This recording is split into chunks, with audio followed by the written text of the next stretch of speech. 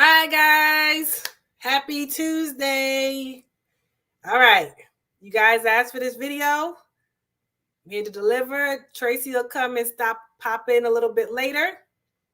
But we're going to talk about part 2 about the Beatrice Bijoux, the Florida attorney who was arrested for mowing down people in a parking lot and the mental health implications of it. So if you're on the chat right now, on the live right now, hop in the chat box and shout us out. Say hi. I see we got a shout out already from Twan Reynolds. Hi, welcome to today's live. This is part 2. This is a requested video. If you haven't already checked out the other video, part 1, I'm going to play it. I'm going to bring it up a little bit later. But this is going to be interesting. Just to give you a little bit of background, last month I did a reaction video to the attorney who was mowing down somebody. It implicated a lot of mental health issues. May was Mental Health Awareness Month. I came to it from the perspective of an attorney, looking at it in the lens of an attorney, not a mental health provider. So I wanted to put it out there because I know there were some comments for the general purpose. Most people understood the purpose of the video as far as to highlight mental health, but to acknowledge that I'm not personally a mental health provider. There were a few comments about somebody thought mental health matters were a laughing matter, which I did not. For the most part, everybody got that. There were a few stragglers that were a little bit misinformed, and glad to clear that up for you. Just because I smile or look a certain way doesn't mean that I think mental health is a laughing matter. I provided some resources for those who need some help with mental health issues. So just want to make sure that was clear.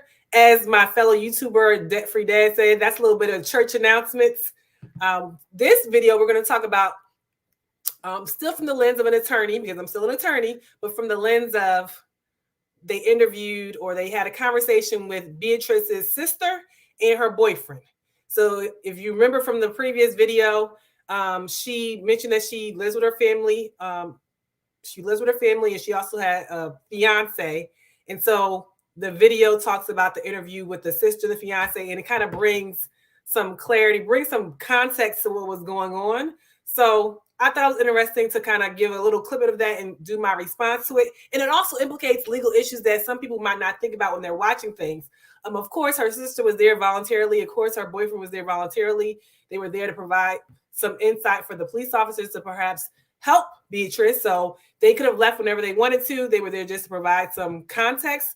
So it wasn't an interrogation of the sister or the boyfriend / fiance. It was definitely they were there on their own accord. So if you're tuning in now, hopping in the chat, make sure you say hi, shout me out in the chat box. I'm going to get into the sister's video first and the boyfriend's. And some of you guys commented on the other video, like, have you seen it? So I went back and watched it, and I have something to say. And I'm sure you guys have something to say too. So make sure you engage in the chat box. Hi, Judy. Engage in the chat box so that I can shout you out, and we're going to get right into it. If you are new to the channel, you're a new subscriber or a new viewer, consider giving this video a thumbs up so that it can shoot out to the YouTube algorithm. And also consider subscribing to our channel. We do reaction videos. We do all kind of pre-law, law school beyond, personal finance, just life things that are happening. So check us out if you haven't already subscribed to our channel. So let me go ahead and share my screen so we can play the first little clip of the sister. And then I'll give my little feedback about it. And then we'll do the second clip about the boyfriend / fiance. So give me 1 second.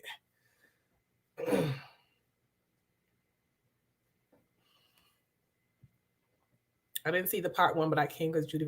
Oh, thank you, Judy, for recommending. And thank you, Tuan, for tuning in. Check out the part 1 because that probably will provide some context to this video, but you can still watch it. So let me share my screen so that I can start with the sister, and then we'll get right into it. So give me a second. So this is her sister. All right, so I already queued it up to a certain part of the video because I'm not going to play the whole thing.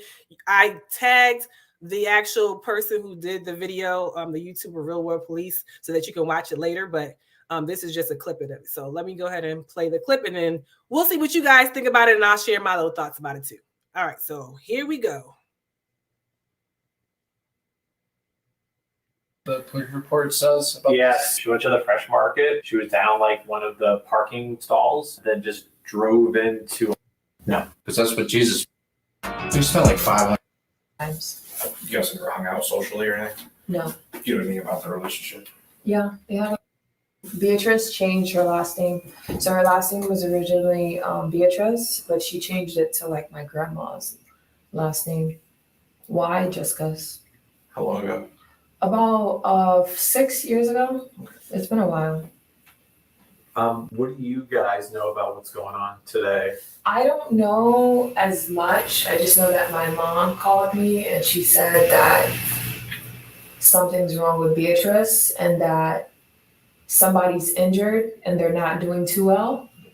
And when I think it was you that I spoke with, Yes, ma'am, it was me. and I know that you told me my sister was being charged with what was the charge? Attempted homicide.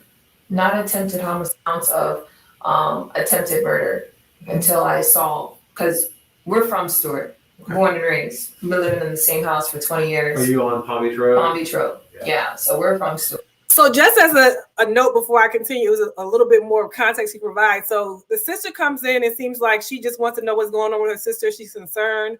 Her mom had called her because she heard about, Beatrice had run people over and one person seemingly wasn't doing too well. So she really was there. She's also there with her brother, but she does most of the talking during this video to provide the context. And she seems like she is the backbone of the family in the sense that she kind of is the one that's navigating things, because this is not her mother. Beatrice's mother is not there. This is her sister there, kind of trying to provide the context. So, Born and raised. I didn't know anything about this. I just know that my sister, she suffers a mental condition. She graduated from Nova University With a law degree. With a law degree. Mm-hmm. She has a law firm in Fort Lauderdale. She had she's been hospitalized multiple times. She's also been hospitalized in Texas. I've flown to Texas. How did she end up in Texas? That we were all kind of wondering how that happened. She just got up and said, "I'm moving to Texas." Mm-hmm. She literally, I guess that's one of the signs of your illness. Sometimes you just do like random things. Yeah. So let me come back. So she was talking about her sister, and they've been raised in Florida, and how Beatrice had changed her last name before, and her name wasn't that. She changed her grandmother's name. She up and moved to Texas. She was in the Dallas area. It was here for a while in Texas. I'm in Texas right now. And so her sister is saying like that's one of the signs of her mental illness, is that you kind of do drastic things. Like she just uprooted herself, went to Texas, and then ended up being hospitalized while she was in Texas multiple times. So seeing it from the lens of an attorney, I was like, okay, this is Florida, Texas. All states have some kind of involuntary incapacitation statute that allows someone to be hospitalized if they need to be hospitalized due to a mental disability. What happened is in Florida, it's called the Baker Act, which is basically named after the Florida Representative Maxine Baker, who came with an act that says, okay, if something's happening, if somebody has a mental illness, disability, and is in danger of themselves or others, then there's a statute that allows them to be involuntarily put in a mental hospital until they can recover, right? So at this point, a lot of people refer to it as Baker Act, like use it as a verb, right? But it started in Florida, where that's where it originated from. That's the kind of context of when somebody gets Baker Acted. That's what it means when they say they're being involuntarily put in an institution because they have some mental disabilities that cause either harm to themselves or harm to others. So apparently when Beatrice upped and moved to Texas, because of probably, something that triggered her for her bipolar or schizophrenia, caused her to just up and move, she ended up being hospitalized. And her sister was the one who, she said she's the one that came out to Texas and checked on her. This is during COVID. And it sounds like the sister is tired. What do you guys think? Like, just that little clip of it, it sounds like she's tired. Like she wants some help for her sister, but she's tired because her sister, and oftentimes that probably happens with people with disabilities, like their family who tries to be supportive, they kind of get tired and they don't know what to do. So what do you guys think? Let me stop for a second and check the comments, and Tracy's going to be coming in on the stream so that we can add her to the stream. Hey, Trace. Hey, y'all. Hey, Larita. So Hey. I'm hopping in, but I did see the clip and what you were just talking about with the sister kind of being tired and feeling like, at least, of course, we don't know these people as individuals, but we can kind of read into what they're saying and things that we may have read. But from personal experience, I actually know someone who was dealing with a close family member that had a really bad mental health issue throughout years, decades, that the family was, trying to be as supportive as possible. But I think to your point, she was talking to me as an attorney, even though I don't do that area of law. She was trying to get advice on what she could do. Like you were mentioning the Baker Act. I know Texas has also involuntary commitment law that tries to, help basically people that are caring for or care about people with serious mental health issues if they feel like they need to be committed because they're a danger to themselves or other people. But I know personally this friend of mine, like she was really tired and not tired of helping, but just kind of not knowing what to do, where you have somebody who's not physically incapacitated so they can move around. They can seemingly, as far as the world outside looking in, seem like they're okay and be able to make decisions, but they really can't. So it's like, what do you do when you think you have stuff set up? Like, for her loved one, she'd be like, okay, we have a plan. And then she would just come home and she would be gone for weeks at a time. And until she found her, and even when she did, it wasn't really anything she could do. So it's just sad. Yeah, it's a lot. And so, I mean, she doesn't seem too old either. I'm sure she has her own responsibilities. And so to have her sister be involved with such an egregious charge. And if you listen in when she says, you got one of the police officers called her and said she was charged with something, and then now she's charged with something else. And I think the original charges were, I think it was like aggravated assault. And then if you watch the part one, she's like, no, I tried to kill her. I tried to kill this person. So they're like, okay, she wants attempted murder charges. So they like, okay, so now she's charged with attempted murder. I wanted to talk about that very briefly from a legal perspective because in reality, people can't dictate what charges they're going to be charged with, right? In reality, it's up to the police and the prosecution office to decide what they're going to charge somebody with, because what happens is you don't charge somebody with just random stuff if you can't meet all the elements of a crime. Right. So they wouldn't charge somebody with something that they don't think they can meet the elements of the crime with. So I don't think, although she says, yes, charge me with attempted murder, I don't think she had too much of a say so in what she was going to be charged with if there wasn't enough evidence to meet that. So I know there were several comments on that. And I'm like, well, that was messed up. They knew she was in her right mind. They shouldn't have listened to her. In reality, yes, she might have said that. I think they said it to appease her for the sake to calm her down. But in reality, the police officers work with the prosecutor office. And at the end of the day, it's the prosecutor's job to decide whether they're going to go forward with whatever charges. Not even the police officers can decide like what charge is going to stick. So just as in a legal portion of view, like for those of you who are not familiar with the legal process, if that was the case, people was like, don't charge you with this. They're really not in charge of what they could be charged with. So I just want to put that out there because the sister even mentioned it that, hey, I thought she was being charged with one thing and then she wasn't. And there were several comments in the first part one video. If you guys are just tuning in now, check out part one if you haven't already, where I talk about that. But I just want to point that out as far as from a legal perspective that she's not in charge of it. We have some people that hopped in. Let's see here while we were watching the first one. While you do that, so question, is she represented? Like, have we heard anything about that? I haven't followed it too much, but has she gotten legal representation? Have we heard anything about that yet, other than a public defender? I haven't looked into it. I went to actually look her up on the Florida Department of Corrections because I was interested to see, because people were asking what has happened with this. So I went to the Florida Department of Corrections. If for you guys don't know, most of the states have a Department of Corrections website where you can look up things. So I went up to offender search and I went to search all corrections databases and I put in her name, but it wasn't bringing up anything with just her last name. And then I tried to search by her first name and her last name. Nothing came up. So I know she was charged with something and she may be held in a mental facility now, but it would still be like some kind of record of it. So I don't know what ended up happening when I just try to search by. If this is for anybody, if you kind of want to look up somebody in your state, you can kind of look it up because they have a record of everybody that has been arrested or being currently held and if they've been released or not.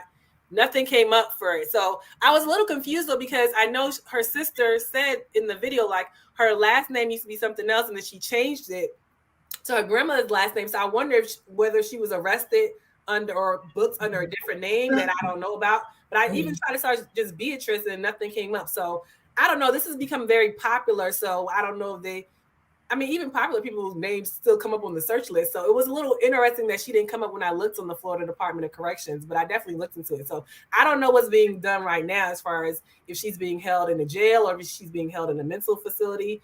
But I did try to investigate because some people did ask about that before. So it was another part. Let me go. Let's see. I feel for the sister. You can't force someone to take their medicine. Yeah, and that's a big problem. Like, these are grown people. It's not like it's a little kid where you can make them do that. Like, they have to do it, on their own volition, unless they end up getting hospitalized and they force to take your medicines there. But you really have to leave it up to them to kind of be responsible for their mental health. And then if you're in a mental health like state, you probably are not thinking clearly enough to know to say, let me go ahead and take my medicine. Right. Right. So it's a cycle. I think it's tough to have a family member with unattended mental issues. Yeah. Because even children, even as a parent, you can make sure you monitor your child to take medication, but you don't know how that medication is going to affect them. Sometimes children, as they grow, you have to change the medication, and same thing with adults with mental health issues. So, like, I know multiple people with family members, both adults and children with mental health issues, and they talk about the changes in medication over time. Like, she or he was good and doing great for 5 years, and then they had to adjust the medication. It could be something simple as, weight gain or weight loss. So they adjusted the medication and it sent the person into a crisis. And it's really hard. Obviously it's hard for the person with the mental health disability, but also hard for the family members. Right. Judy says, very true. I've had many cases where the mentally ill people was stressing out the whole family and wreaking havoc. Yeah, and I'm sure that they don't know. They're doing it, but it's still hard on the family. As attorney, she was also known as Beatrice Bijoux. I saw her Facebook. Okay, so I don't know why she wasn't coming up then when I tried to look her up in the Florida department. She was definitely arrested in Florida, so I don't know what's going on with that. But I wanted to talk about that.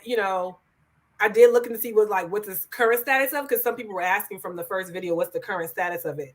I'm going to hop over to the second video, which is her boyfriend/fiance, and he brings a whole different. Oh, excuse me for laughing, people. He brings a whole different perspective to it. So the sister seems a little even keel, like, she just want to get some information, see what's going on. She was actually concerned about the victims of the person that her sister ran over. So she was really seemed very genuine to me. Like, she wanted to know what's going on with her sister and the person. Let's look at the boyfriend/fiance, because in my view, it was like, okay, interesting. I've heard people talk about him in your part one, talking about him, but right, they told me to go check in all it out. The comments, but I haven't checked out the video yet. So let's play this real quick and see what's going on with the boyfriend. All the people that were standing and sitting on the sidewalk, and then said that she wanted to kill them. Is that normal for her? How long have you guys been together? Since New Year's. The first 6 weeks, it was great. From her voice, she said that she was trying to kill them. Yeah. Really? That I heard, yeah. She said it to the yeah, she said it multiple times. Does she know these people? No. Because that's what Jesus would want me to do. And with God telling me and prophesies to me about this woman, we spent like $500 on Plan B. God told me that how much sex we're, in this relationship, I need to marry this woman. We'll talk throughout the whole day. If I'm not with her, I call her reading the Bible to her. Yeah. It's like, just. Okay. So much to say. What do you guys think about that? Did I hear they spent $500 on Plan B? Is that what he said? You heard correctly. So the boyfriend, he was saying like he didn't even know. I'm not going to play the whole video, but he was saying he didn't even know that she was going through it. He usually talks to her all day long. I'll give you like a synopsis. He works for himself. He's like a landscaper. He has his own business. He works for himself. And him and Beatrice have been dating since New Year's.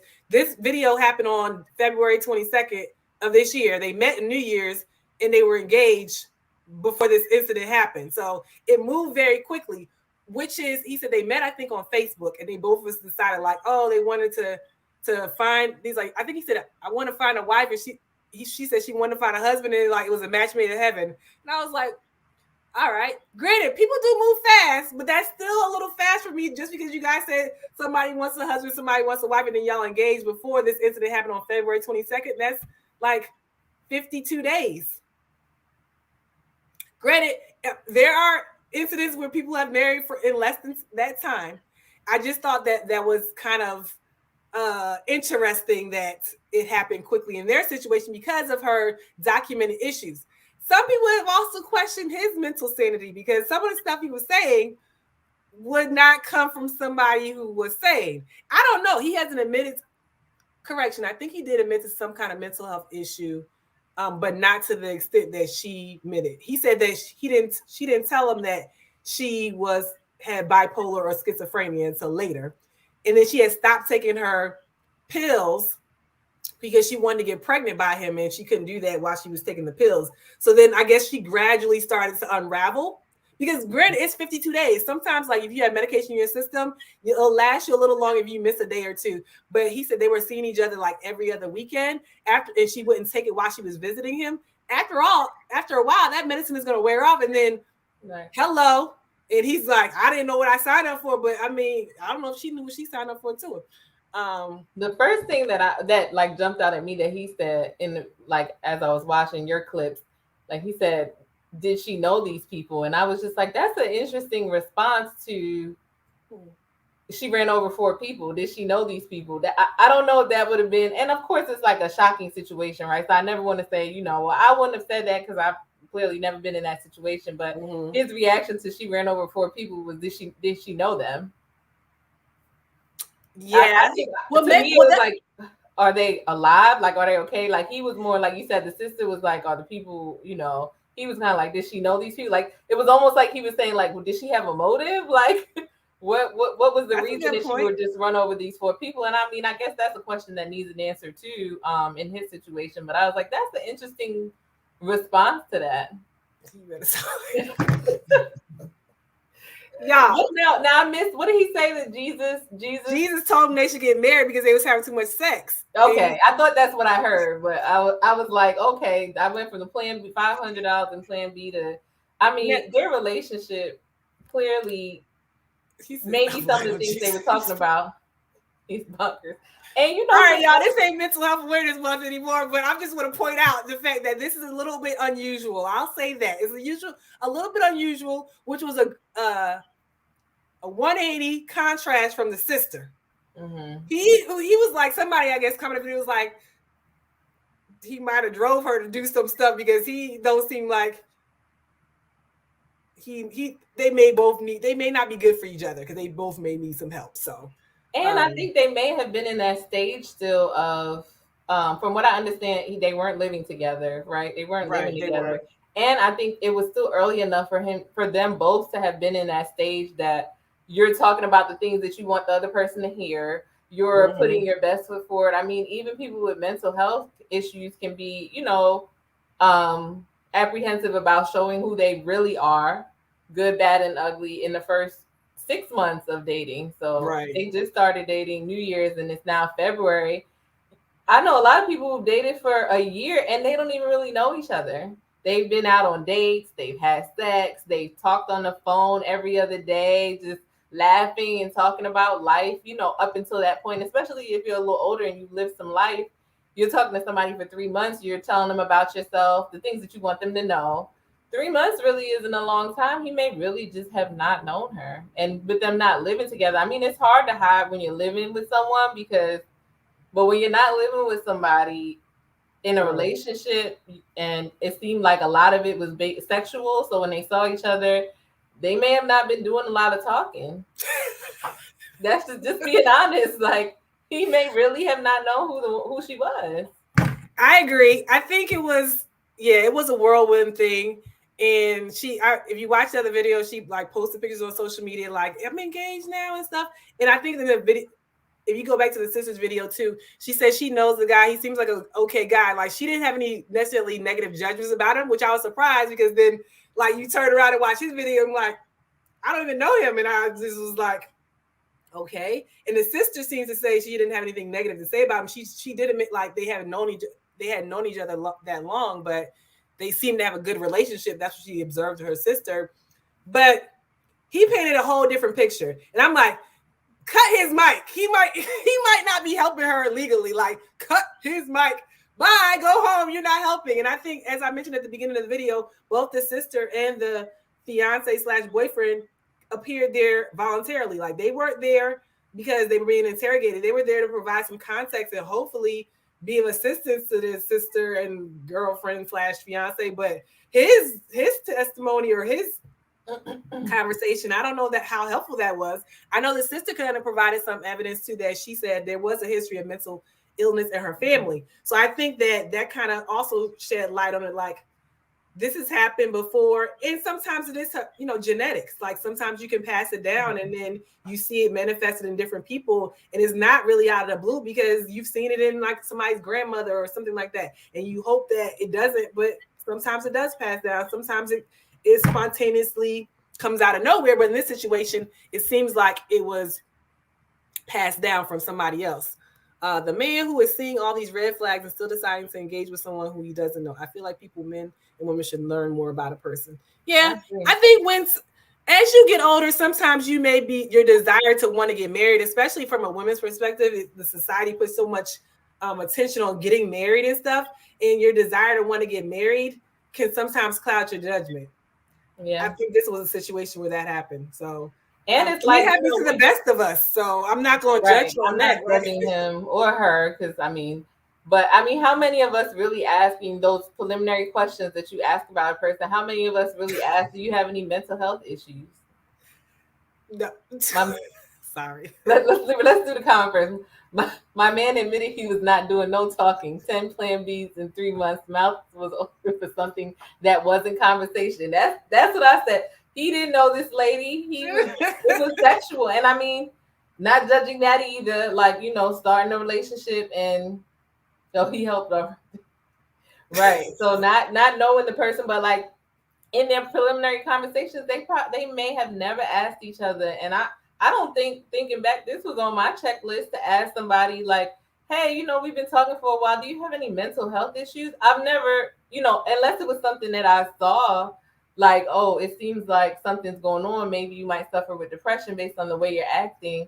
It's an important question because people, maybe she would have been open about it if he would have just asked, hey, you have any like mental health? I have anxiety and depression. What about you? I think she ended up telling him later, but at that time, like, I think they were engaged. So it was like, he was all in. Right. Like, what are you going to do now? So he did. And I think she was embarrassed to tell him. And I think they were talking in the video how he looked, what it's like to discourage her from taking it. And she also may have wanted to not take it because she wanted to have kids. I know as an attorney, even like going to graduate school, like going to undergrad, going to graduate school, progressing in your career, sometimes you can feel like, oh, my career life is passing my personal life. And then you try to think like, oh, as a woman, your biological clock is ticking. Like, I need to have a baby before a certain time. All these things are probably playing in your mind. And this is somebody who doesn't have any mental health problems, right? Playing in your mind, like, these are things happening. I'm not married. I don't have kids yet, but she had her own law firm. So she was, in that regard, successful, but she didn't have the husband and the kids that she desired for. So it was like, I want these things, but then the mental health issues played into that, and that she should really consider that not just anybody, just because you at 31 years old and you just need to get somebody, like, make it be the right person. So I'm like, 31, honey, you have time. Just like BR says, I agree. I'd say they both could have vetted better. Ideally, someone who was responsible and not adding fire to the flame. Yeah, it just seemed like he probably wasn't helping. And also, he said they would talk all day. that's definitely the remnants of a new relationship, right? When you want to talk to a person all the time, talk about he said, "We'll read the Bible to her, sir." He wasn't that. He was. He said that he asked her to share her location. So that's an iPhone thing, right? Share her location, and it was almost like, I don't know if they had a controlling kind of relationship though, because the fact they always wanted to speak to each other. I think he said in his video that she got upset with him because he had a woman client that called. He's a landscaper, as I mentioned, a client who wanted her lawn mowed, and she got jealous about it. And then this happened the next day, so he didn't know if that triggered it. Somebody else put in the comment section yesterday or today that the death of Chesley Christie. Do you remember she was Miss USA, Black Miss USA, and she was an extra correspondent, ended up committing suicide this year. It happened the day after that. So, and she had mental health issues, and she was a functioning she had functioning depression, but it just shows you that like you can look like, okay, nothing's wrong, and then you can be suffering on the inside, right? Lawyer, she was a lawyer, Miss USA, extra correspondent, and still ended up jumping off her balcony of her building and killed herself. And then Beatrice, this happened the next day. And so somebody said in the video that, I didn't catch that, but they said that she mentioned that may have been the reason why she ended up doing this to the people the next day. I don't know. Yeah, high functioning depression is a real thing, but even like, thinking that they were planning to have a child, like, I think people take that, people with mental health challenges and people who don't have any mental health challenges take bringing a child into the world so lightly. Like, let's just meet and, and I'm not exempt. Let's just meet and like have a baby. It's really, one thing you're already dealing with your issues and possibly his issues, but y'all are moving full steam ahead to bring a child into the world and not asking each other any questions. It's not just going to be your wife. This is going to be the mother of your innocent child who didn't ask to be here. So yeah. So it's a lot. I thank you guys that tuned in into the chat. Let me know what you think. We have some people that have been engaging.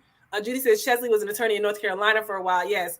And I don't know if she still was minister of bar there when she passed, but she achieved a certain level of success. And as I mentioned in the other video, like mental health illnesses don't care what your profession is. Like, they don't discriminate. Lawyer, doctor, whatever you may be, you can still have some mental illnesses. And if you don't get the proper treatment to address it, it can go to a point where you're harming yourself or others. So Chesley ended up hurting herself, and Beatrice ended up hurting others. And it's sad that it happens. And so I wanted to talk about it. I know this was a topic that people requested. If you're tuning in now, make sure you give this video a thumbs up and hit the subscribe button if you're not already subscribed to our channel. We're going to do another live next week, but I wanted to hop on here today because people voted on this particular topic is do part 2 of the original video. If you haven't watched the original video, go check it out in our playlist, lawyer reactions video. So keep in mind, if anybody else has anything to say in the chat before we end it, truth be known, we all have some form of mental depression and we have to pay attention and seek help. Yes, I agree. That's a good note to end on, because that is definitely true. All right. Well, thank you guys for tuning in today. Hopefully we provided like I said, we're not mental health professionals, we're attorneys, but we're providing it from the perspective of the lens of an attorney. Want to make sure we're not giving any mental health advice other than seek help if you need it. So hopefully we gave you our views of things, and we'll see you in the next video. Take care, y'all. Bye.